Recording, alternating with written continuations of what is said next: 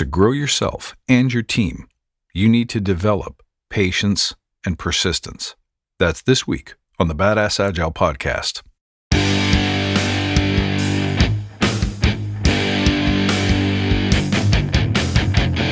Greetings, team. Welcome to the Badass Agile podcast. I'm your host, Chris Williams.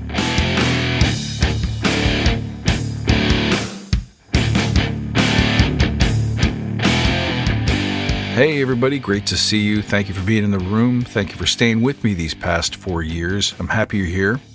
I really want to focus on patience and persistence this week because I think those are character traits that we rarely talk about, we rarely speak about, and we do a bad job of transmitting in the community. And before we get into it, let's take a moment to remember why we're here. To create an elite tribe of leaders who truly serve their clients and communities by doing what matters and what works, relentlessly chasing value and excellence like a badass. There's so many resources out there about what you need to do to be agile, but we focus on who you need to become in order to lead teams. So let's hammer down those fundamentals to create a truly unique and powerful force in this industry. And just remember, if this helps you, tell your friends. Now, although the industry would like you to believe that the greatest delivery and performance are just days away, just one more course, just one more webinar, one more conference, the really good stuff, truth be told, takes time. In the beginning, we all have to find our feet. See, at the bottom of the hill, everything is a climb. If you can't push consistently upward and maintain and sustain that upward progress, gravity will pull you right back down.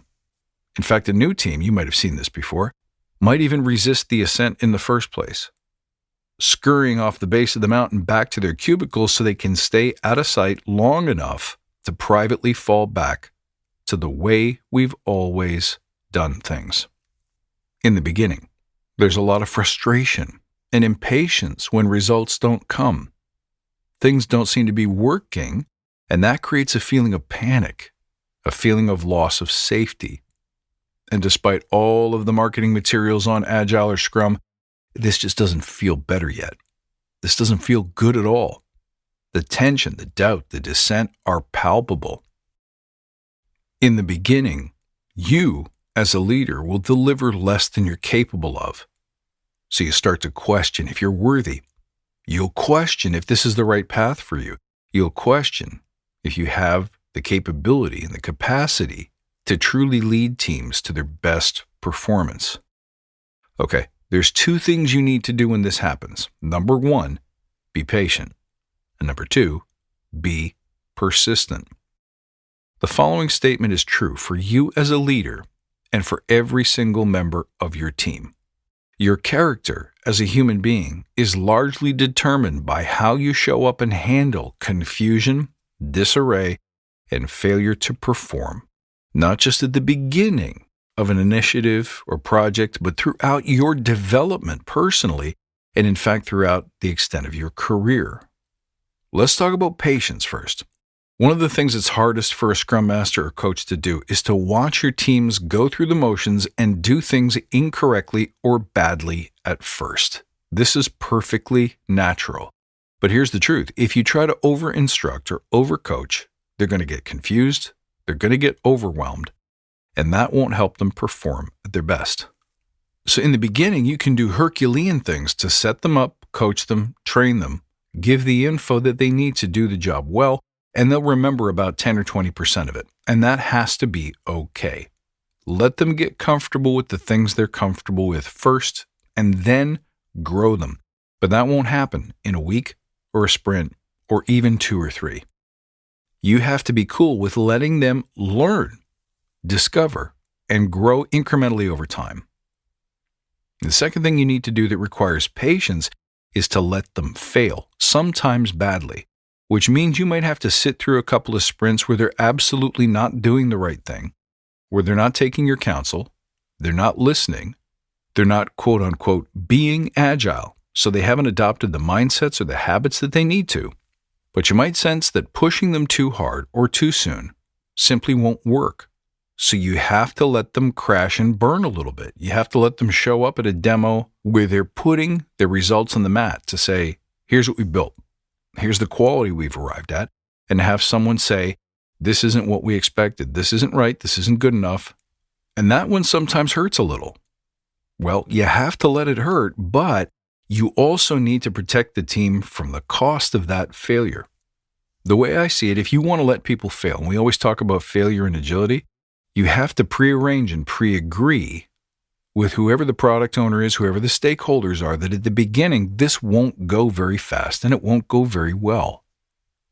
So you have to let your team become agile, make all the groovy mistakes in the process so that they can learn, grow, and deliver better. If you've done that, then there's absolutely nothing wrong with letting their belly scrape the gravel as they make mistakes and find their legs together as a team. Here's another thing you need to do. This one's on you. You need to resist shifting course too early and too often. When things aren't working, when nothing's sticking, when behaviors aren't changing, don't panic. Be comfortable with being uncomfortable. Be comfortable with feeling a little bit like a bunch of hacks at the very beginning. This will get better with patience, with time, with practice. And here's the easiest thing you can do to get comfortable with that. You need to be able to get out of your head and see real progress, however small, celebrating small wins, noticing that even though this whole thing isn't great yet, the things that we have changed, the things that we have practiced, have made a difference. We're getting more agile, we're getting better, and we're congealing as a team.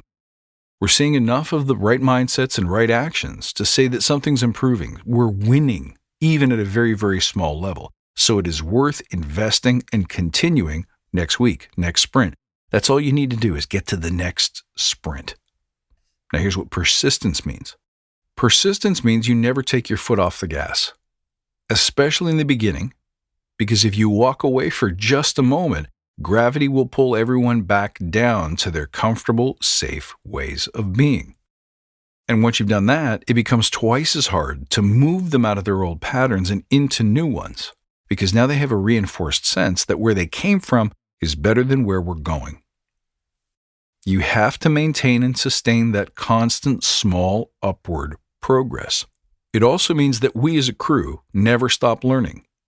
Learning about Agile, learning about Scrum, whatever your framework happens to be, and we never stop learning about ourselves and each other. Training, in my mind, should be a non-event. We should be consistently and continuously applying new ideas, new wisdom, and new inspiration to help us stay the course. Now, persistence also means that you can never turn your back on or give up on yourself or your team. I've seen it happen where we simply lose faith in the ability of the team to change. Sometimes we think that the personalities are too strong. Sometimes we think that they're too legacy, that they're too buried in their old ways of doing things, and there's nothing that can be done to make this team agile. You can never do that. The minute you do that, you start creating an us versus them, agile versus non-agile, people who get it versus people who don't kind of attitude. And that will cause failure more than any other negative attitude or belief.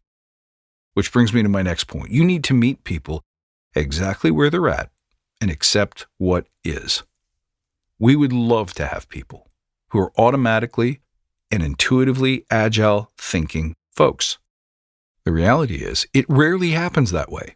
We almost never get a crew of people who are on board in line and totally stoked to do things like abandon business plans and BRDs and embrace failure, uncertainty, and constant change. It is, even 20-odd years after its inception, a very new way, a very different way of thinking. We need to appreciate how much of a struggle that can be for folks to move away from and into something new at a level that's required to get back to a place of high performance.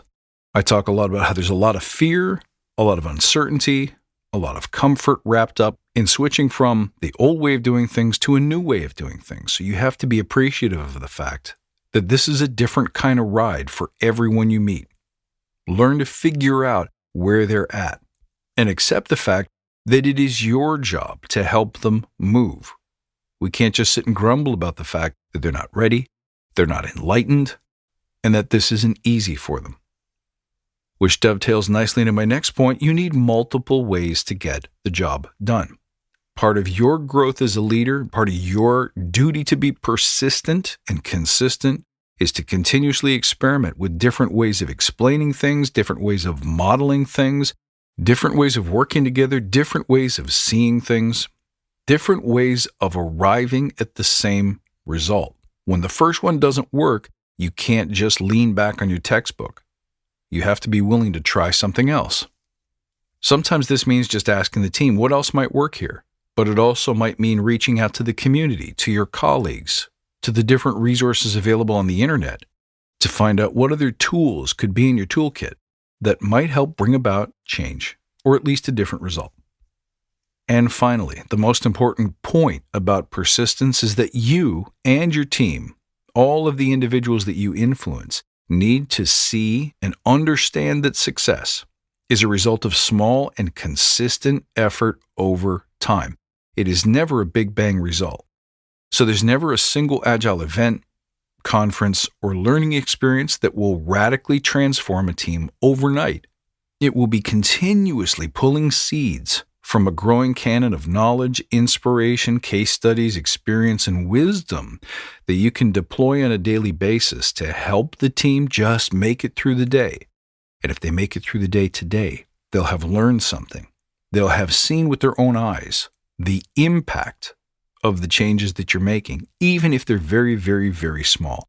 And hopefully, that's enough to get them to try something more, something new, something even bigger and more courageous tomorrow. That's it for this week, guys. I hope this helps you. You can reach out at badassagile.com, find me on Twitter at badass_agile, and on Instagram at badassagile. I look forward to seeing you next time, and until then, stay badass.